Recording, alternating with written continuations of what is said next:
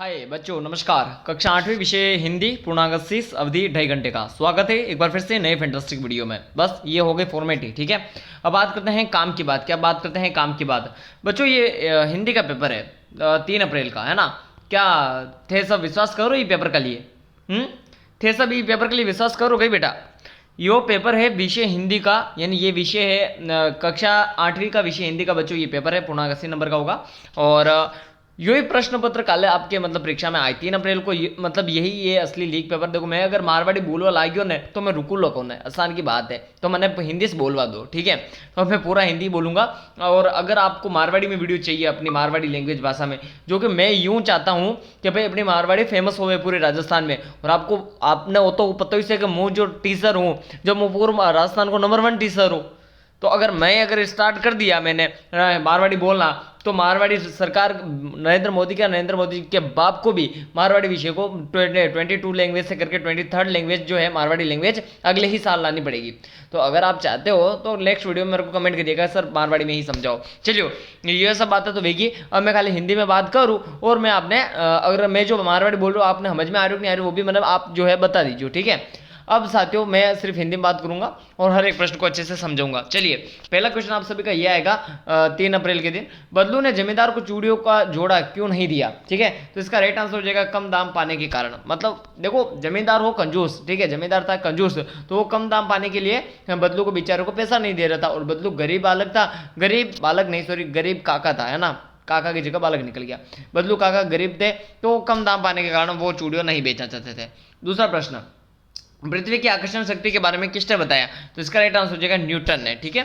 फिर अगला क्वेश्चन चाहिए, यानी गुरुत्वाकर्षण के बारे में जब सेब न्यूटन के सिर पे गिरा तो न्यूटन ने ही बताया, जाहिर सी बात है। जहां पहिए हैं पाठ में आए नवसाक्षर शब्द का अर्थ है, तो इसका राइट आंसर हो जाएगा साथी तीसरे में ख, नई नई साइकिल चलाना सीखना। फिर चौथा क्वेश्चन देखिएगा, थामने को बेटा है हाथ एक, किसे थामने के लिए कहा गया है? तो इसका राइट आंसर हो जाएगा चौथे में ग, गिरती हुई पत्ती को। फिर बात करते हैं पांचवें क्वेश्चन के बारे में, कबीर के अनुसार ईश्वर की भक्ति कैसे की जा सकती है? तो इसका राइट आंसर हो जाएगा ग, मन को एकाग्र करके। फिर छठा क्वेश्चन देखिएगा, कृष्ण को भेंट करने के लिए सुदामा अपने साथ ले गए थे। क्या ले गए थे साथियों? छठे क्वेश्चन में वो ले गए थे चावलों की पोटली। अधिकारी में उपसर्ग कौन सा है? अधिकारी शब्द में उपसर्ग कौन सा है साथियों? अधिकारी उपसर्ग में री जो है, कहने का मतलब अधि जो है उपसर्ग है, तो इसका राइट आंसर हो जाएगा 7वें में अधि शब्द। सॉरी री ये गलत हो जाएगा पूरा तरीके से। आप भी यार बताओ गुरु मैंने क्यों गलत हुए तो, ठीक है। तो अधि वाला सही हो जाएगा। लता सोती है यह वाक्य उदाहरण है, तो इसका राइट आंसर हो जाएगा साथियों लता आक्रामक क्रिया का है, ठीक है। यही पेपर आएगा पूरा। तो अब आप सुनो नवो प्रश्न, बाज ने गुफा के अंदर क्या देखा साथियों? बाज ने गुफा के अंदर क्या देखा? तो सुनिएगा, बाज ने गुफा के अंदर चट्टानों के बीच से टपकता पानी, सीलन और अंधेरा देखा, ठीक है। ये सब कुछ आपको लिखना है, टपकता पानी, सीलन और अंधेरा। फिर है 10वां क्वेश्चन आप सभी की स्क्रीन के सामने, ये रहा 2 नंबर का। मैं जैसे बोलूंगा वैसे लिखोगे तो पूरे में से पूरे मार्क्स है। लेखक की निगाह रज्जू की कलाइयों पर क्यों ठिठक गई? तो यहाँ पर सुनिएगा, इस मशीनी युग में रज्जू ने अपनी गोरी गोरी कलाइयों पर लाख की चूड़ियां पहन रखी थी, इसलिए लेखक की जो निगाह है वो रज्जू की कलाइयों पर ठिठक गई थी। पक्षी और बादलों के संदेश को पढ़ने में कौन सक्षम होते हैं? पक्षी और बादलों के संदेश पढ़ने में कौन सक्षम होते हैं? तो इसका राइट आंसर हो जाएगा पक्षी और बादलों के संदेश पेड़ पौधे, सरोवर, पर्वत आदि पढ़ने में सक्षम होते हैं। फिर बात करते हैं 12वें क्वेश्चन के बारे में, दीवानों की दृष्टि में भीख मंगे कौन है? दीवानों की दृष्टि में स्वार्थपूर्ण जीवन व्यतीत करने वाले भीख मंगे हैं, ठीक है। फिर अगला क्वेश्चन बात करते हैं 13वें क्वेश्चन के बारे में, निम्नलिखित मुहावरों का अर्थ बताकर वाक्य में प्रयोग कीजिए। हक्का बक्का होना यानी हैरान होना। प्रयोग, महिलाओं को स्वच्छंदता से साइकिल चलाते देखकर पुरुष हक्के बक्के रह जाते हैं। फिर अगला है उधम बचाना। उधम बचाना का अर्थ हो जाएगा शरारतें करना। गुरुजी की कक्षा से बाहर जाते ही छात्र उधम मचाने लगे, ठीक है। फिर अगला क्वेश्चन देखिएगा, निंदा का विलोम शब्द प्रशंसा है, निम्नलिखित शब्दों के विलोम शब्द लिखिए। नीरस, नीरस का विलोम शब्द हो जाएगा सरस। कृतज्ञ का हो जाएगा कृतगण। क्या हो जाएगा? देखो क र त ग न, कृतगण हो जाएगा। फिर बच्चों 4 नंबर का क्वेश्चन आएगा, आजकल के जीवन महान मूल्यों के प्रति लोगों की आस्था क्यों हिलने लगी है? तो सुनिएगा इसका आंसर, क्योंकि छली कपटी व्यक्ति ईमानदारी की परवाह न करके फल फूल रहे हैं। ऐसे माहौल में जीवन के महान मूल्यों के प्रति लोगों की आस्था हिलने ढुलने लगी है, लेकिन फिर भी अपने को ईमानदार होना चाहिए। साइकिल चलाना किसका प्रतीक बन गया है? साइकिल चलाना महिलाओं की व्यक्तिगत आज़ादी का प्रतीक बन गया है, ठीक है। फिर अगला क्वेश्चन है, सड़क सुरक्षा की दृष्टि से वाहन चालक के 4 कर्तव्य भी लिखिए। चलो पहला कर्तव्य आप सभी की स्क्रीन के सामने, फिर दूसरा, फिर तीसरा और फिर चौथा। तो सुनिएगा सारे कर्तव्य। पहला कर्तव्य साथियों, शराब पीकर या नशे में गाड़ी नहीं चलानी चाहिए। दूसरा करते हुए गाड़ी चलते समय मोबाइल पर बातें नहीं करनी चाहिए। तीसरा, यातायात के चिन्हों पर पूरा पालना करना चाहिए। और चौथा, वाहनों की गति सीमा पर नियंत्रण रखना चाहिए। ये सारे हैं। अस्वस्थता किस प्रकार से देश के नुकसान का कारण बनती है? तो पहला हो जाएगा, यदि किसी देश का नागरिक स्वच्छता के अभाव में अस्वस्थ हो जाता है, उसके स्वास्थ्य लाभ के लिए सरकार को उस पर धन खर्च करना पड़ता है। दूसरा, अस्वस्थता के कारण अस्वस्थ हुआ व्यक्ति जब अपने कार्य को करने में सक्षम नहीं होता है। अब 19वां क्वेश्चन देखिएगा, निम्नलिखित विशेषण शब्दों का प्रयोग करते हुए वाक्य निर्माण कीजिए। वीर, तो इसका करेंगे आप, वीर पुरुष समान पता है। दूसरा है थोड़ी, चाय में थोड़ी चीनी डालो। फिर तीसरा हो जाएगा 10, कल मुझसे मिलने 10 आदमी आए थे। फिर अगला है काली, काली साड़ी किसके पास है? ये हो जाएगा। अब निम्नलिखित पद्यांश के सप्रसंग व्याख्या कीजिए। ये पद्यांश है, अब इसकी व्याख्या कीजिए। तो मैं पद्यांश पढ़ता हूँ आप सभी के सामने। मैया मैया मैया कबही बढ़ेगी चोटी, किति बार मुई दूध पियत भैया अजऊ है चोटी, तू जो कति बल्कि मैंने। देखो इस तरह मेरे से अब नहीं जम रहा है पद्यांश, मैं जमाने की कोशिश कर रहा था लेकिन नहीं जम रहा है, ठीक है। तो ये पद्यांश है, इसका भी मैं आपको कर देता हूँ, ठीक है।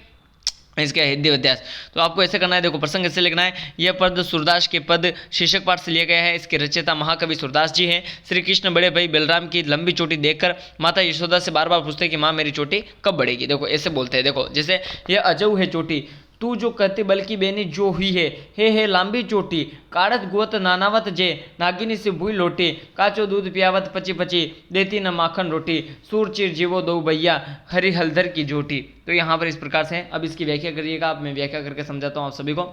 बालक श्री कृष्ण जब देखते हैं कि उनके सिर की चोटी छोटी है, तो वे अपनी माता यशोदा से पूछते हैं कि हे माँ मेरी चोटी कब बढ़ेगी, मुझे कितना समय दूध पीते हुए हो गया, फिर भी यह अब चोटी छोटी सी है चोटी। तू तो कहती है कि दूध पीने से पीते रहने से ये बलराम भैया की चोटी की तरह लंबी और मोटी हो जाएगी। तुम यह भी कहती है बार बार बाल बनाने से, गूंदने से, नहलाने धुलाने से यह इतनी बड़ी हो जाएगी कि खुलने पर नागिन की तरह जमीन पर लौट जाएगी। तुम बार बार मुझे कच्चा दूध पिलाती रहती हो और खाने के लिए माखन और रोटी भी नहीं देती हो। सूरदास कहते हैं कि कृष्ण की ऐसी बातों को सुनकर माता यशोदा आशीर्वाद देती हुई कहती है कि भगवान करे तुम दोनों भाई कृष्ण और बलराम लंबे समय तक जियो और तुम दोनों की जोड़ी बनी रहे, ठीक है। इस प्रकार से कहते हैं। फिर निम्नलिखित शब्दों को अपने को मिलान करना है। देखो निम्नलिखित का मिलान करिएगा। सबसे पहले है पेठी, पेठी का मतलब हो जाएगा साथियों बैठकर, ठीक है, पेटी का है बैठकर। फिर है सुदारस, सुदारस का मतलब हो जाएगा अमृत, क्या हो जाएगा साथियों अमृत। फिर है दुहली, दुहली का मतलब हो जाएगा कष्टकारी, क्या हो जाएगा कष्टकारी। फिर अगला है प्रतीक्षा, प्रतीक्षा का हो जाएगा इंतजार। पांखो, पांखो का हो जाएगा पंख। और आलम, आलम का हो जाएगा माहौल, ठीक है।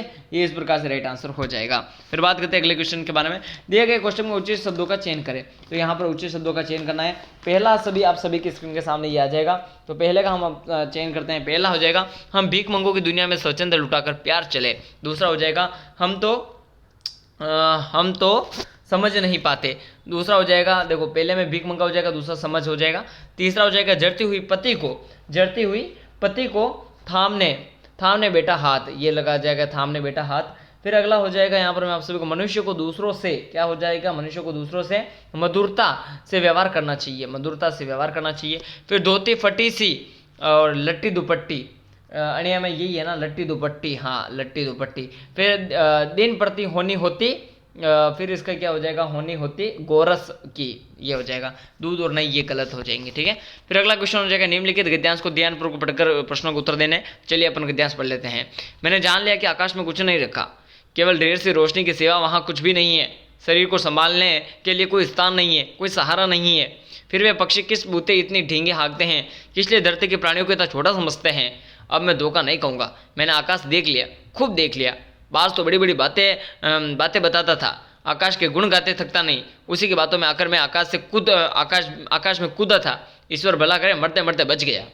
जबरदस्त तरीके से मैंने पढ़ा, आप भी समझिए। सांप पक्षियों को मूर्ख क्यों कहता है?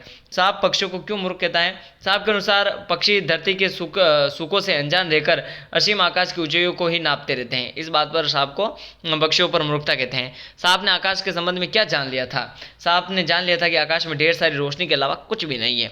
सांप ईश्वर का धन्यवाद क्यों करता है? सांप आकाश में उड़ने के लिए कूदा, परंतु वह दम से चट्टान पर जा गिरा तो मरते मरते बचा, तो इसलिए ईश्वर की वो कर रहा था, मतलब धन्यवाद दे रहा था। नीचे दिए गए शब्दों के विलोम शब्द लिखिए। बेसहारा का हो जाएगा सहारा और अवगुण का हो जाएगा गुण, बस सिंपल सी बात है। तो 24वां क्वेश्चन आएगा। आपने 8वीं कक्षा उत्तीर्ण कर ली है, 9वीं कक्षा में प्रवेश लेना है तो अपने विद्यालय में प्रधानाध्यापक के लिए टीसी का प्रार्थना पत्र लिखना है या फिर आपको अपने को संवाद लिखना है। तो चलो प्रार्थना पत्र लिख लेते हैं अपन। सुनिएगा, सेवा में श्रीमान प्रधानाध्यापक महोदय, राजकीय माध्यमिक विद्यालय घुमाणपुरा कोटा, टीसी प्राप्त करने हेतु प्रार्थना पत्र। निवेदन है कि मैंने आपके विद्यालय से 8वीं कक्षा उत्तीर्ण कर ली और मैं 9वीं कक्षा में अन्यत्र विद्यालय में प्रवेश लेना चाहता हूँ। इसके लिए टीसी की आवश्यकता है, अतः प्रार्थना है कि मुझे टीसी प्रदान करने की कृपा करें। दूसरा है यहाँ पर ये संवाद, तो संवाद लिखिएगा। शिक्षक, सभी छात्र शांत होकर मेरी बातों को ध्यान से सुनिए। इस प्रकार से आप लिख सकते हो बेनिफिट। और निम्नलिखित में से किसी एक विषय पर निबंध लिखिए, तो आप एक निबंध भी लिख सकते हो स्वच्छता के जीवन में। मैं तो इस प्रकार से एक निबंध लिख लेना है। तो ये पूरा प्रॉपर रूप से पेपर था साथियों। राजस्थान कक्षा 8वीं का यहाँ पर हिंदी विषय का बहुत ज़बरदस्त पेपर हम आप सभी के लिए लेके हैं। वीडियो पसंद आया तो वीडियो को लाइक जरूर से करें, चैनल पर नए तो चैनल को सब्सक्राइब जरूर से करें। और अब इस पेपर के बाकी के जितने भी प्रश्न, कुछ 1-2 प्रश्न हो चुके हैं, मतलब रह चुके हैं, जिनके अगर आप मैंने उत्तर नहीं बताए हैं तो उनके उत्तर चेक करने के लिए नॉर्मल आप सभी को मोबाइल में गूगल पे सर्च करना होगा, STUDYVILLAG स्टडी विलेज सर्च करें और उन पेपर्स की PDF और आंसर की भी जरूर से डाउनलोड कर लें। तब तक के लिए जय हिंद, भारत माता की जय, इंकलाब जिंदाबाद। राजस्थान कक्षा 8वीं का पेपर यही आएगा। और भी बहुत अच्छे फोटो और PDF डाउनलोड करने के लिए तुरंत गूगल पे स्टडी विलेज वेबसाइट सर्च करें।